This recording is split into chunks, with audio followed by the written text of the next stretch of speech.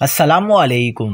کراچی میں ڈاکوؤں کا راج، رمضان میں 6 شہری قتل۔ کراچی میں رمضان المبارک کے دوران بھی قتل و غارت کا سلسلہ نہ رک سکا۔ کیا آپ حالات حاضرہ سے آگاہی حاصل کرنا چاہتے ہیں؟ خبر کے پیچھے چھپے اصل حقائق جاننا چاہتے ہیں تو ابھی سبسکرائب کیجئے دل مل پاکستان کو اور ساتھ ہی گھنٹی کے نشان پر کلک کر دیں۔ آپ کو بتاتے چلیں کہ کراچی میں ہر تیسرے روز پر ایک شہری ڈاکوؤں کی گولی کا نشانہ بن گیا۔ 18 روز میں 6 بے گناہ جانیں ضائع ہو چکی ہیں۔ کورنگی نمبر 6 میں میڈیکل سٹور پر ڈکیتی کی واردات ہوئی۔ 2 مسلح ڈاکو سٹور لوٹنے آئے، لیکن نوجوان مالک نے مزاحمت کی، جس پر ڈاکو نے اسے گولی مار کر قتل کر دیا۔ مقتول والدین کا اکلوتا بیٹا تھا، جس کے خون سے رمضان کا ایک اور دن رنگین ہو گیا۔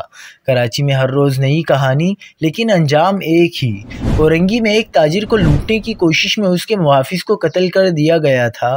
مقتول ایک معصوم بچی کا باپ اور گھر کا واحد کفیل تھا۔ اس سے پہلے رمضان سے پہلے بھی نوبیاتا خاتون سمیت 12 سے زائد شہری مزاحمت کے دوران قتل ہو چکے ہیں۔ کراچی کے عوام کب تک ڈاکوؤں کے رحم و کرم پر رہیں گے؟ حکومت کہاں ہے؟ پولیس کیا کر رہی ہے؟